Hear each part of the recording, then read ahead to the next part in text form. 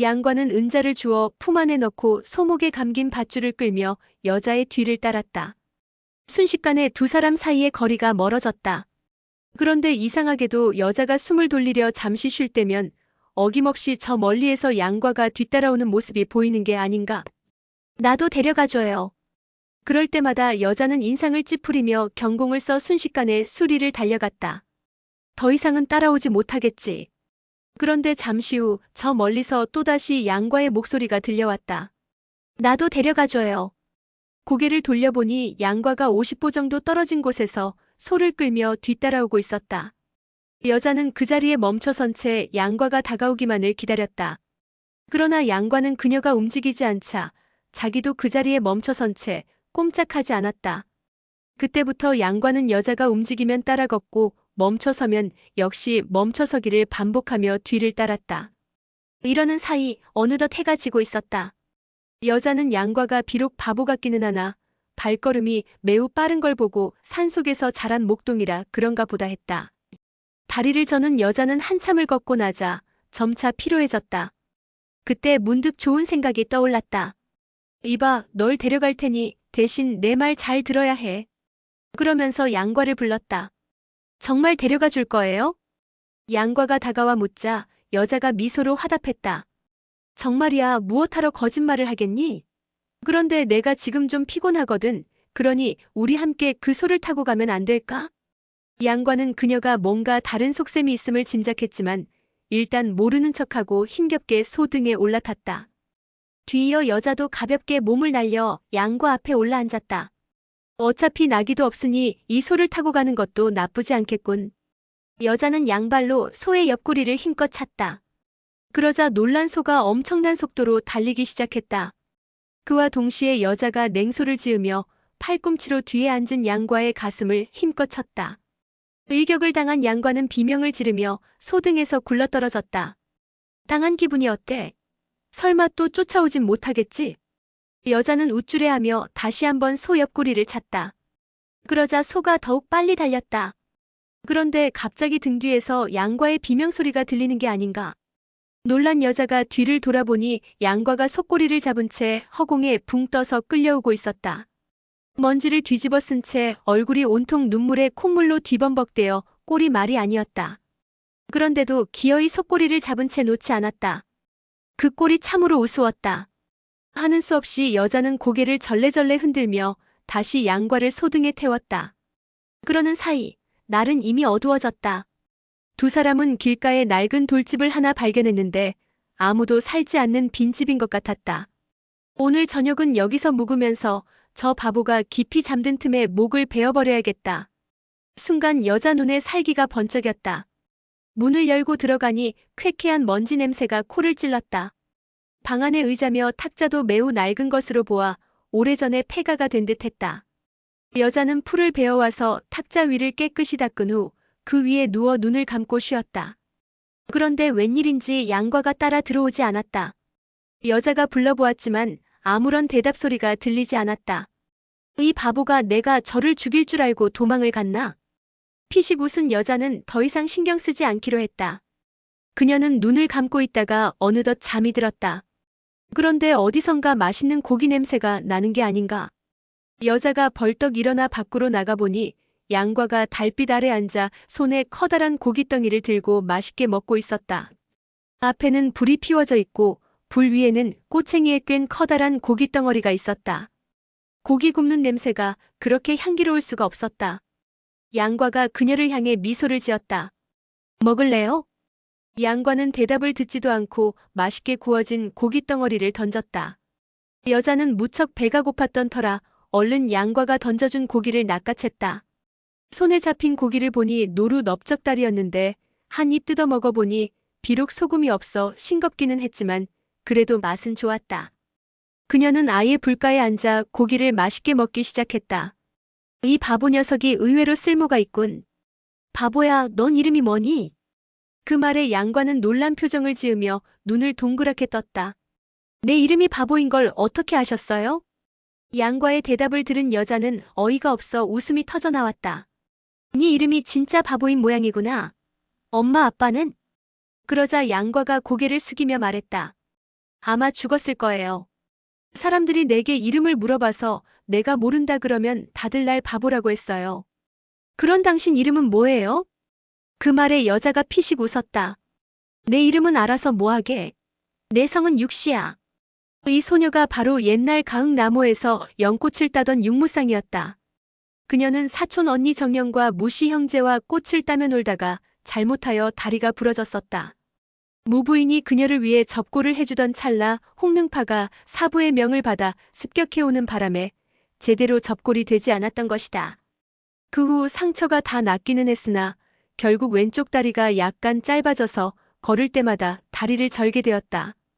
그날 이막수는 육무쌍의 부모와 집안에 있는 하인들을 모두 죽인 후 그녀를 데리고 갔다.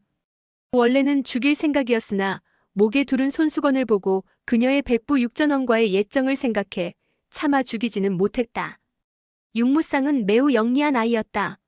자기 목숨이 이막수에게 달려있음을 알고 일단 그녀의 비위를 맞추려고 노력했다. 이막수 앞에서 도망 같은 것은 꿈도 꾸지 않았다. 육무쌍은 온갖 꾸준히 일을 도맡아 하며 최선을 다해 이막수를 받들었다. 그러자 이막수 역시 육무쌍을 신뢰하기 시작했다.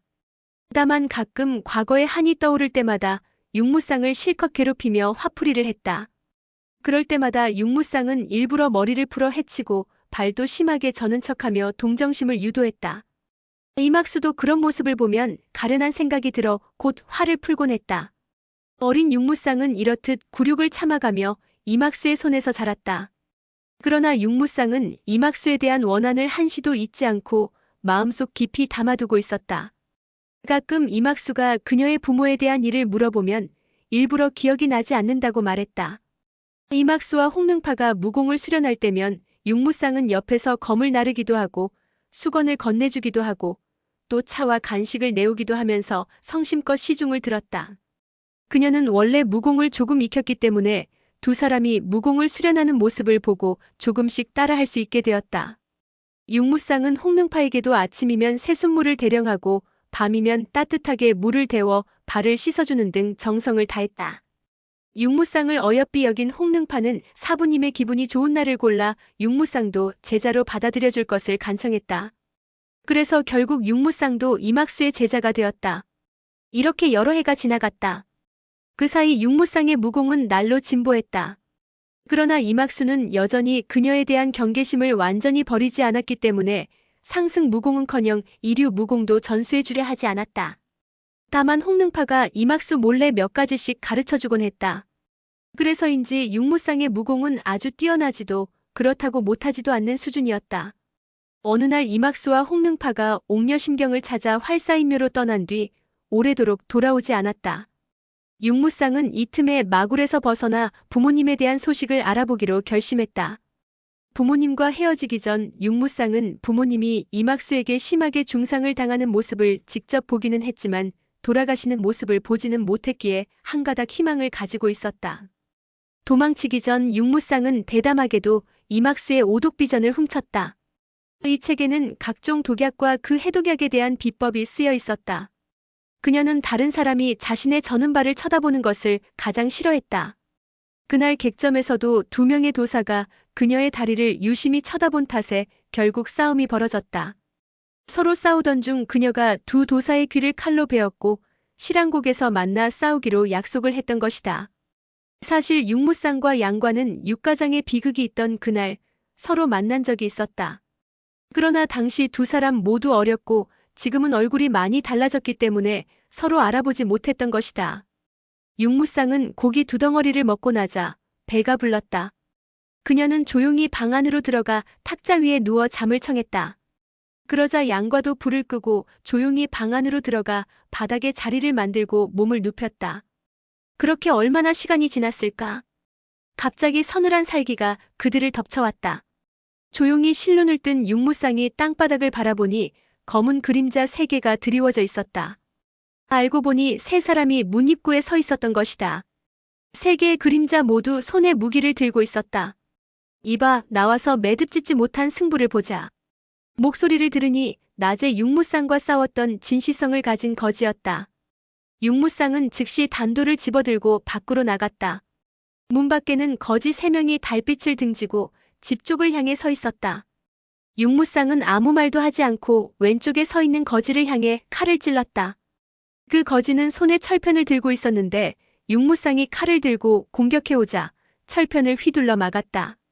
철편 자체가 매우 무거운 데다 내공까지 더해져 위력이 대단했다. 순간 쨍하는 소리와 함께 육무쌍은 손에서 단도를 놓치고 말았다.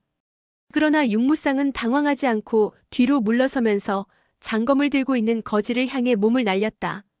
그러곤 고묘파의 공수이 빼긴 수법으로 그 거지의 장검을 빼앗은 뒤 사정없이 내리쳤다. 그러자 얼떨결에 검을 빼앗긴 거지의 비명소리가 울려 퍼졌다. 그와 동시에 중간에 있던 진시성을 가진 거지가 어깨에 칼을 맞고 피를 흘리고 있는 거지의 뒷덜미를 잡더니 자기 등 뒤로 던져버렸다. 싸움터에서 벗어난 거지는 큰 소리로 욕을 퍼부어대며 물러난 뒤 옷을 찢어 상처를 싸맸다. 육무쌍은 검을 휘두르며 다시 철편을 들고 있는 거지를 공격했다.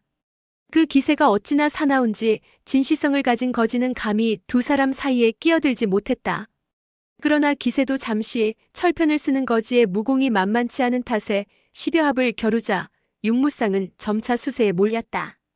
게다가 철편을 쓰는 거지는 신중하기까지 해서 육무쌍이 실수로 허점을 드러내도 일정 거리를 유지하며 육무쌍의 사정거리 안으로 들어오지 않았다. 그때 상처를 다 싸맨 거지가 맨손으로 달려오며 욕을 해댔다. 이런 더러운 계집, 가만두지 않겠다. 거지는 주먹을 휘두르며 육무쌍을 향해 달려들었다. 육무쌍이 허공으로 몸을 날려 검으로 그 거지의 머리를 내리치려는 찰나 진시성을 가진 거지가 들고 있던 창으로 육무쌍의 검을 받아 위로 들어 올렸다. 그와 동시에 철편이 그녀의 어깨를 향해 날아왔다. 그걸 보고 양과가 위험하다고 소리치며 손에 쥐고 있던 돌멩이 2개를 던졌다. 양과의 손에서 날아간 돌멩이 하나는 창에 맞았고 또 다른 하나는 철편을 잡은 거지 손목에 명중했다. 그러나 철편을 쓰는 거지도 무공이 상당했다. 오른쪽 손목에 충격을 받아 더 이상 철편을 쓸 수 없다고 판단한 거지는 곧장 왼손으로 일장을 뻗어 육무쌍의 가슴을 정확하게 가격했다. 순간 육무쌍은 피를 토하며 그대로 나가떨어졌다. 그걸 보고 깜짝 놀란 양과가 잽싸게 달려나가 그 거지의 뒷덜미를 잡아채고는 힘껏 던져버렸다. 그러자 거지는 허공을 가로질러 저만치 나가떨어졌다. 그 모습을 본 나머지 2 거지는 대경실색했다. 그들은 양과가 무공을 숨긴 고수라는 사실을 눈치채고 얼른 철편을 쓰는 거지를 부축해서는 뒤도 돌아보지 않고 도망을 갔다. 양과는 그들에게 신경 쓰지 않고 육무쌍을 살폈다. 그녀의 얼굴은 백지장처럼 하얗게 질려 있었고 호흡은 매우 약했다.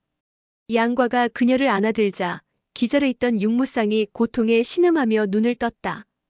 양과가 그녀를 들쳐 안고 방 안에 눕혀놓고 살펴보니 갈비뼈가 부러진 것 같았다. 육무쌍은 양과가 나서서 적들을 상대할 때 이미 기절해 있었기 때문에 그가 자기 생명을 구해준 사실을 알지 못했다. 육무쌍이 고통을 참으며 적들은 어디 있냐고 물었다. 아가씨가 죽은 줄 알고 손을 흔들며 가버리던데요. 양과가 웃으며 말하자 육무쌍은 다소 안심이 되었다. 넌 뭐가 좋아서 웃는 거야? 내가 고통스러워하는 게 그렇게 재밌어? 양과는 육무쌍이 화를 낼 때마다 소용렬을 떠올렸다. 그는 화낼 때 소용렬을 닮은 그녀를 보며 외롭고 그리운 마음을 달랬다. 그래서 육무쌍이 자기한테 함부로 해도 그저 웃기만 할 뿐이었다. 제가 부러진 뼈를 이어드릴게요. 그 말에 육무쌍이 놀란 눈으로 양과를 쳐다봤다. 너 같은 바보가 어찌 접고를 한단 말이냐? 그러자 양과가 피식 웃었다. 우리 집 개도 걸핏하면 옆집 개랑 싸워서 뒷다리를 물려 뼈가 부러져 들어오곤 했어요. 그럴 때마다 제가 뼈를 맞춰줬죠. 또 왕씨 아저씨네 돼지가 갈비뼈가 부러졌을 때도 제가 맞춰줬어요. 그 말을 듣고 육무쌍은 양과가 자기를 개와 돼지에 비유한 것에 화가 났지만 고통 때문에 언성을 높이지 못하고 화를 억눌렀다. 그녀는 어렸을 때 큰 재난을 당한 경험이 있어서 평범한 사람들과 정서가 달랐다. 그리고 이막수 밑에서 힘들게 자란 탓에 은연중에 이막수의 악독한 면을 많이 닮아갔다. 그래서인지 아직 어린 나이인데도 성격이 잔인하고 독했다. 지금 당장 손을 쓰지 않으면 생명이 위험할 거야. 근데 저 녀석이 접골하려면 내 가슴을 만져야 하는데 어쩌면 좋지. 그래, 일단 살고 보자. 저 녀석이 접골을 제대로 못하면 저 녀석을 죽이고 나도 죽으면 그만이야. 만약 접골이 잘 되어 몸을 회복한다면 그때 내 몸을 본 저 녀석을 죽여버리면 그만이지. 결심을 굳힌 육무쌍은 양과에게 치료해달라고 했다. 그러자 양과가 육무쌍에게 다가가 옷을 벗기려 했다. 육무쌍은 부끄러움에 자기도 모르게 몸을 움츠렸다. 그때 갑자기 밖에서 누군가가 소리치는 소리가 들렸다. 육무쌍이 멀리 가지는 못했을 거다. 어서 찾아보자. 그 소리를 듣자 육무쌍의 얼굴이 공포로 하얗게 질렸다. 얼마나 놀랐던지 가슴의 통증도 잊은 채 손을 뻗어 양과의 입을 막았다. 목소리의 주인공은 바로 이막수였다. 양과 역시 그녀의 목소리를 듣고 깜짝 놀랐다. 그 거지놈의 어깨에 꽂힌 만도는 틀림없이 사매의 것이에요. 뽑아내서 확인을 했어야 하는 건데. 홍능파의 목소리도 들렸다. 이막수와 홍능파는 활사인묘에서 구사일생으로 살아나와 그동안 기거해 오던 적하장으로 돌아온 후 육무쌍이 달아났다는 걸 알게 되었다. 더군다나 그녀가 오독비전을 훔쳐간 사실을 알고 대경실색했다. 무리민들이 이막수를 그토록 두려워하는 건 그녀의 무공탓도 있지만 그보다는 오독신장과 빙백은침의 맹독 때문이었다. 그리고 오독비전에는 오독신장과 빙백은침의 독성과 해독약 그리고 이를 제압할 수 있는 방법들이 적혀 있었다. 만약 오독비전의 내용이 외부로 유출된다면 그녀는 이빨 빠진 호랑이요. 독 없는 독사가 되고 말 것이다. 물론 이막수는 오독비전의 내용을 완전히 숙지하고 있었기에 평소에 가지고 다닐 필요가 없었다. 그래서 그녀는 은밀한 장소에 오독비전을 숨겨두었다. 그러나 평소 이막수의 모든 걸 주의 깊게 살피며 경계하던 육무쌍은 오독비전을 숨겨둔 장소를 알아냈고 기왕 도망치는 김에 훔치게 된 것이다. 이 사실을 안 이막수는 노발대발하여 홍능파를 데리고 며칠 밤낮을 쉬지 않고 육무쌍을 찾아 헤맸다. 그러나 육무쌍이 도망간 지 이미 여러 날이 지난 데다 주로 작고 외진 길을 골라다녔기 때문에 도무지 그 행방을 찾을 수가 없었다. 그날 저녁 두 사람은 동관 부근을 지나다가 우연히 개방 제자들이 모인다는 소식을 듣게 되었다. 개방의 거지들은 온 천하를 돌아다니기 때문에 소식이 매우 빨랐다. 이막수는 어쩌면 육무쌍의 행방을 알고 있는 사람이 있을 수도 있다는 생각에 개방의 집회에 참석해 보기로 했다. 그런데 집회 장소를 향해 가던 중 우연히 개방의 5대 제자가 누군가를 업고 나는 듯이 달려가는 것을 보았다. 10여 명의 거지가 양옆에서 이들을 호위하고 있었는데 등에 업힌 자의 어깨에 꽂힌 만도가 바로 육무쌍의 것과 똑같았던 것이다. 거지들이 떠드는 소리를 들으니 다리를 저는 어린 계집에게 칼을 맞았다고 하는 것 같았다. 이막수는 그 거지가 부상을 입은 지 얼마 되지 않는 것으로 보아 육무쌍도 멀지 않은 곳에 있다는 걸 예감했다. 그리고 곧 거지들이 왔던 방향으로 급히 달려가 폐가가 있는 곳까지 오게 되었는데 집 앞에 불을 피운 흔적이 있었고 피비린내가 풍겼다. 불을 피워 살펴보니 과연 땅바닥에 혈흔이 묻어 있었다. 그리 오래되지 않은 핏자국이었다. 이막수는 홍능파의 옷소매를 당기며 폐가를 가리켰다. 홍능파가 고개를 끄덕이더니 조용히 다가가 검을 뽑아들고 문을 박차며 들어갔다. 사부와 사자의 목소리를 들은 육무쌍은 일찌감치 모든 걸 포기하고 탁자 위에 누운 채 죽기만을 기다렸다. 홍능파는 평소 사매를 매우 아꼈다. 그녀는 일이 이렇게 된 이상 사부님이 육무쌍을 곱게 죽이지 않을 거란 걸 알고 차라리 자기 손으로 깨끗이 죽여야겠다고 생각했다. 결심을 굳힌 홍능파가 막 검을 들어 사매의 심장을 찌르려는 순간 뒤에서 이막수가 홍능파의 어깨를 쳤다. 그러자 홍능파의 어깨에서 힘이 빠지며 팔이 뚝 떨어졌다. 뭐가 그리 급해서 서두르느냐? 설마 내가 인연을 죽이지 못할까봐 그러느냐? 이막수의 목소리는 소름 끼치게 냉랭했다. 그 소리에 홍능파는 온몸에 식은땀이 흘러내렸다. 사부님을 뵙고 인사도 하지 않는 것이냐? 홍능파의 목소리에는 노기가 서려 있는 듯 했으나 말투는 옛날 육무쌍을 대하던 때와 같았다. 육무쌍은 이렇게 된 이상 살려달라고 사정을 하든 대들든 결과는 똑같을 거라는 생각에 차가운 목소리로 대답했다. 어차피 당신은 내 집안의 원수예요. 무슨 긴 말이 필요하겠어요. 그 말에 이막수가 눈을 크게 뜨고 육무쌍의 얼굴을 바라보았다. 화가 난 건지 기분이 좋은 건지 분간하기 어려운 눈빛이었다. 그 옆에 서 있는 홍능파의 표정은 육무쌍에 대한 동정과 연민으로 가득했다. 육무쌍은 비록 두려움에 입술을 바들바들 떨기는 했으나 표정만큼은 당당했다. 세 사람은 한참 동안을 서로 말없이 바라보기만 했다. 비급은? 비급은 어디에 있느냐? 이막수의 물음에 육무쌍이 담담하게 답했다. 못된 도사놈과 더러운 거지놈에게 빼앗겼어요. 그 말에 이막수는 가슴이 덜컥 내려앉았다. 비록 자신과 개방 사이에 원한 따위는 없었지만 그녀는 개방과 전진교가 교분이 두터운 걸 잘 알고 있었다. 그런데 자신은 전진교와 복잡한 사연이 많지 않은가? 만약 오독비전의 내용이 개방을 통해 전진교에 전해진다면 이는 보통 심각한 문제가 아니었다. 육무쌍은 엷은 미소를 띤 사부의 표정에서 그녀가 무언가 술수를 꾸미고 있다는 걸 느꼈다. 육무쌍은 적화장을 떠나온 뒤 지금까지 행여 사부님이 뒤를 쫓지 않을까 조마조마한 시간을 보냈다. 그러나 막상 그 순간이 닥치고 보니 생각했던 것만큼 두렵지 않았다. 그때 문득 바보 녀석이 생각났다. 그 바보 녀석은 어디 갔지? 육무쌍은 생명의 위기에 놓인 이 순간 바보를 떠올리자 어쩐지 위안이 되고 친근감이 느껴졌다. 그때 갑자기 밖이 환해지더니 짐승의 발굽 소리가 들려왔다. 발굽 소리가 점점 다가오더니 커다란 황소 한 마리가 엄청난 기세로 집 안으로 들어왔다. 황소의 한쪽 뿔에는 단도가, 또 한쪽 뿔에는 불붙은 장작이 묶여 있었다. 이막수는 황소가 달려오자 깜짝 놀라 얼른 옆으로 피했다. 황소는 방 안에서 원을 한 바퀴 그리더니 또다시 밖을 향해 뛰쳐나갔다. 그러곤 순식간에 수장을 달려 멀리 사라졌다. 이막수는 멀어져가는 황소의 뒷모습을 보며 이상한 생각이 들었다. 누가 솥불에 단도와 장작을 매달아 놓았을까? 그렇게 정신을 차리고 고개를 돌린 순간 이막수와 홍능파는 깜짝 놀라고 말았다. 탁자 위에 있어야 할 육무쌍이 보이지 않았기 때문이다. 오늘의 영상은 여기까지입니다. 영상이 도움이 되셨다면 구독과 좋아요, 알람 설정 부탁드립니다. 시청해주셔서 감사합니다.